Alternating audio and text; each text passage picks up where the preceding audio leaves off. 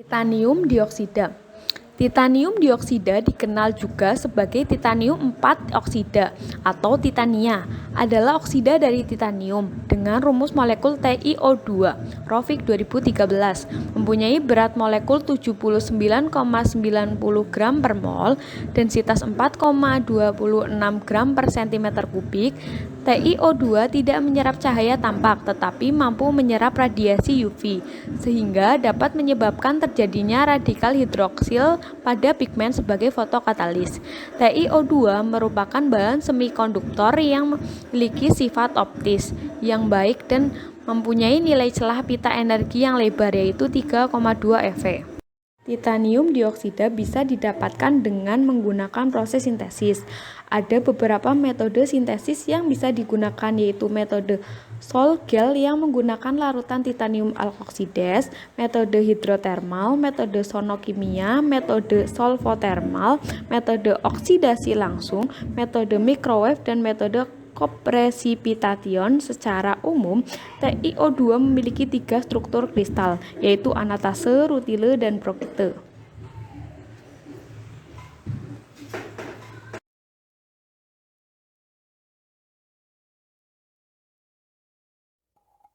Nanosains adalah ilmu dan rekayasa dalam penciptaan material, struktur fungsional, maupun piranti dalam skala nanometer.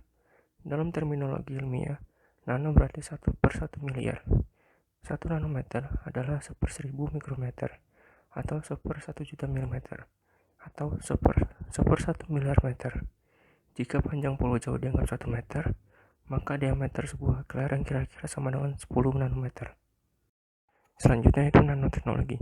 Nanoteknologi merupakan pengetahuan dan kontrol material pada skala nano dalam dimensi antara 1 sampai 100 nanometer.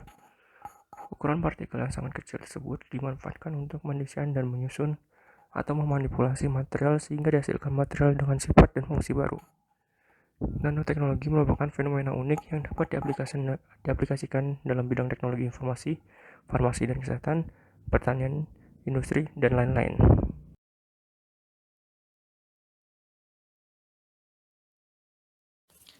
Yang ketiga, ada pembentukan nanopartikel titanium dioksida.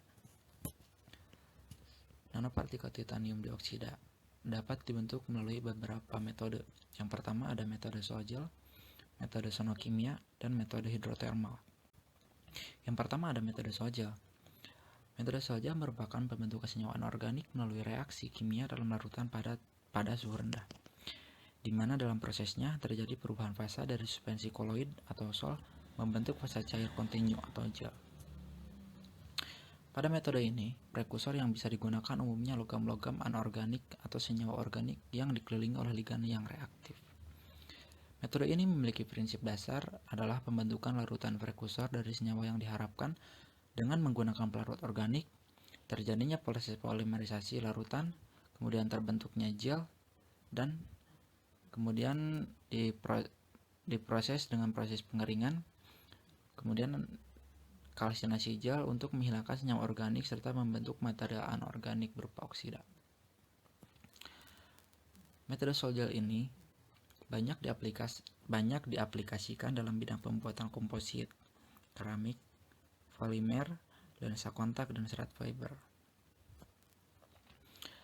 Metode ini mampu menghasilkan bahan yang halus, seragam, homogen, serta kemurniannya tinggi. Pada metode ini memiliki beberapa tahap dalam sintesis nanopartikel. Di antaranya adalah hidrolisis. Pada tahap ini, logam prekursor dilarutkan dalam alkohol dan terhidrolisis dengan penambahan air pada kondisi asam, netral, atau basa yang nantinya akan menghasilkan sol koloid. Pada tahap ini juga rasio air sangat penting, di mana nantinya akan mempengaruhi waktu gelasi, apakah lebih cepat atau lambat. Yang kedua, ada kondensasi. Pada tahap ini terjadi proses transisi dari sol menjadi gel. Dan selanjutnya ada proses pematangan. Proses ini dikenal dengan proses aging.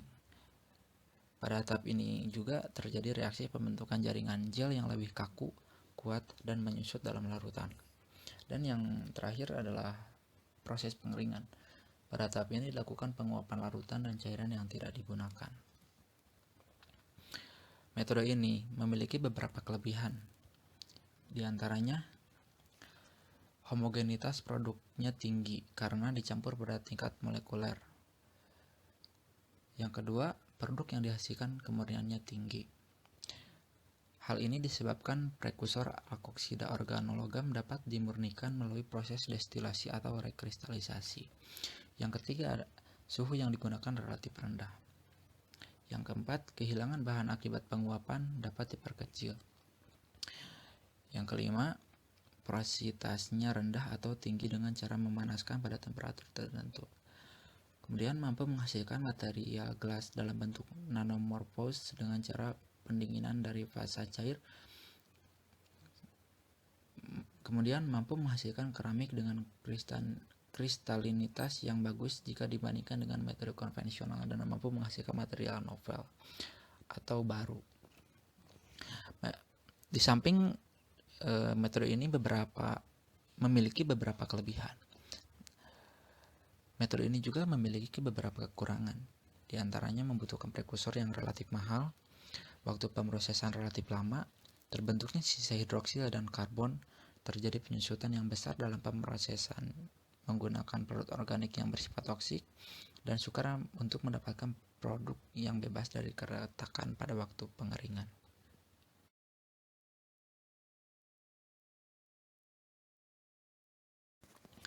Yang kedua ada metode sonokimia. Sonokimia sendiri adalah penggunaan energi suara untuk mendorong perubahan fisika dan kimia dalam medium cairan. Pendekatan sonokimia telah digunakan dalam sintesis berbagai bahan berstruktur nano, termasuk koloid, paduan oksida, karbida, dan logam transisi dengan luas permukaan tinggi. Iradiasi ultrasonik mengikuti prinsip kavitasi akustik, yaitu pembentukan cepat, penumbuhan dan runtuhnya kestabilan gelembung dalam cairan.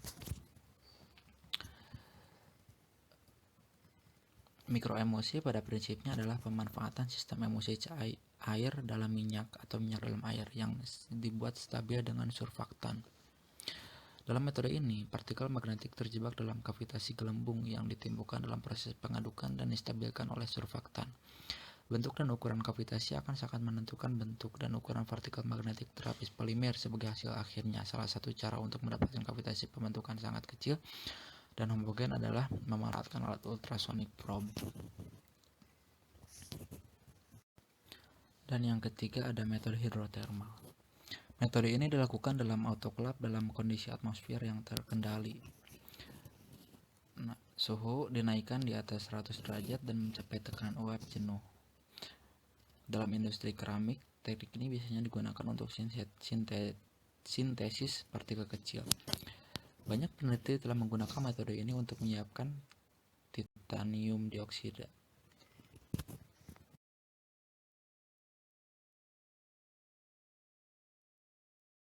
Karakterisasi nanopartikel TiO2. Teknik yang digunakan untuk karakterisasi ada 6, yaitu 1. Spektrofotometer UV vis, 2 FTIR, 3 TEM, 4 SEM, 5 XRD, dan 6 PSA. Spektrofotometer UV vis, proses pembentukan dan kestabilan nanopartikel. Spektrofotometer UV vis digunakan untuk mengkaji sifat absorpsi bahan dalam rentang panjang gelombang ultraviolet UV, yaitu mulai dari sekitar 200 sampai 380 nanometer sampai panjang gelombang cahaya tampak visible, yaitu 380 sampai 780 nanometer. Dalam hal ini, teknik UV vis digunakan untuk mengetahui apakah nanopartikel yang disintesis sudah terbentuk, untuk menganalisa laju proses sintesis, serta secara kualitatif dapat memberikan informasi tentang jumlah nanopartikel yang terbentuk. Sedangkan panjang gelombang pada puncak absorpsi maksimum dapat menunjukkan ukuran dari nanopartikel yang dihasilkan. Semakin besar panjang gelombang tersebut, maka semakin besar pula ukuran nanopartikel yang terbentuk. FTIR, analisis gugus fungsi dalam sintesis nanopartikel menggunakan FTIR, Fourier Transform Infrared atau FTIR adalah suatu alat yang dapat digunakan untuk menganalisa gugus fungsi yang terkandung dalam suatu material atau zat. Spektra inframerah atau IR suatu zat dapat memberikan gambaran dan struktur molekul senyawa tersebut. Spektra IR dapat dihasilkan dengan mengukur absorpsi radiasi, refleksi, atau transmitasi di daerah IR. TM adalah mikroskop yang mampu untuk melakukan pembesaran objek sampai 2 juta kali, menggunakan elektrostatik dan elektromagnetik untuk mengontrol pencahayaan dan tampilan gambar, serta memiliki kemampuan pembesaran objek dan resolusi jauh lebih bagus daripada mikroskop cahaya. Mikroskop elektron menggunakan lebih banyak energi dan radiasi elektromagnetik yang lebih pendek dibandingkan mikroskop cahaya. Prinsip kerja dari TEM adalah sinar elektron mengiluminasi sampel dan menghasilkan sebuah gambar di atas layar fosfor. Yang keempat, ada scanning electron microscope atau yang biasa disebut dengan SEM. SEM ini mempelajari morfologi dan komposisi elemen dari nanopartikel.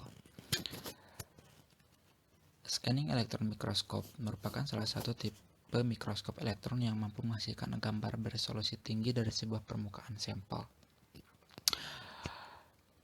Adapun prinsip dasar dari SEM didasarkan atas sebuah peristiwa interaksi antara sinar elektron dengan spesimen padatan. Gambar atau foto yang dihasilkan oleh SEM memiliki penampilan 3 dimensi serta berguna dalam menentukan struktur permukaan dari sebuah sampel. Sebuah filamen atau elektron gun pada scanning electron microscope digunakan untuk membangkitkan sinar elektron pada sebuah vakum yang dihasilkan dalam sebuah kamar di mana sampel disimpan untuk dianalisis. Selanjutnya, sinar tersebut diarahkan dengan akurat oleh lensa kondensor elektromagnetik, difokuskan oleh lensa objektif, dipindai melewati permukaan sampel oleh gulungan pendeteksi elektromagnetik. Metode penggambaran yang utama ialah dengan mengumpulkan elektron sekunder yang dilepaskan oleh sampel. Elektron sekunder kemudian dideteksi oleh sebuah material kilau yang menghasilkan kilat cahaya dari elektron-elektron. Selanjutnya, kilat cahaya dideteksi dan diperkuat oleh sebuah photomultiplier tube dengan menghubungkan posisi pemindaian sampel dengan sinyal yang dihasilkan. Maka dihasilkanlah gambar atau foto berwarna hitam putih. Yang kelima ada difraksi sinar X atau XRD. Difraksi sinar X atau XRD digunakan untuk mengidentifikasi struktur kristal suatu padatan dengan membandingkan nilai jarak antara bidang kristal dan intensitas puncak difraksi dengan data standar. Melalui analisis XRD dapat diperoleh dimensi kisi, yaitu jarak antara bidang dalam struktur kristal. Pola interferensi konstruktif dan destruktif akan menghasilkan pola difraksi yang menunjukkan persamaan Bragg seperti berikut, di mana DHKL adalah jarak antar bidang, theta adalah sudut difraksi, dan gamma adalah panjang gelombang sinar. XRD ini didasarkan pada prinsip di mana setiap bahan itu memiliki pola difraksi spektra atau di faktogram yang spesifik, sehingga tidak mungkin ada satu senyawa yang memiliki difraksi yang sama yang nantinya akan menggambarkan karakteristik bahan. Nah, kemudian difraksi sinar X ini selanjutnya dapat ditentukan besar dari ukuran kristal. Dan yang selanjutnya adalah Particle Size Analyzer atau PSA.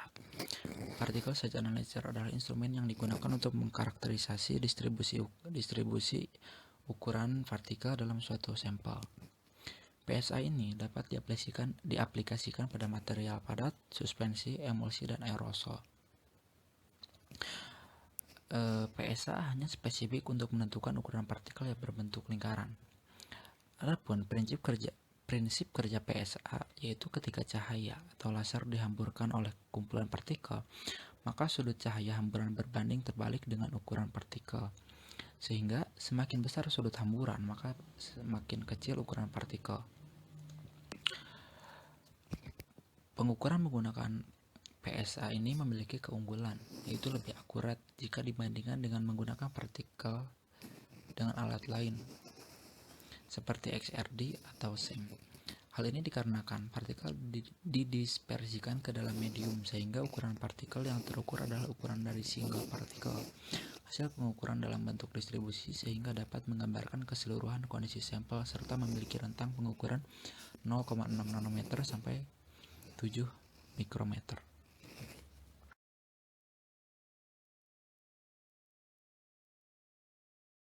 Selanjutnya ada aplikasi nanopartikel TiO2, di mana aplikasi nanopartikel TiO2 itu ada dua. Yang pertama ada fotokatalis dan fotodegradasi. Fotokatalis itu adalah reaksi perpaduan antara fotokimia dan katalis. Proses reaksi fotokimia melibatkan suatu cahaya atau foto. Fotokatalis sendiri adalah suatu proses yang dibantu oleh adanya cahaya dan material katalis. Katalis adalah merupakan suatu zat yang mempengaruhi proses laju reaksi tanpa ikut berubah secara kimia.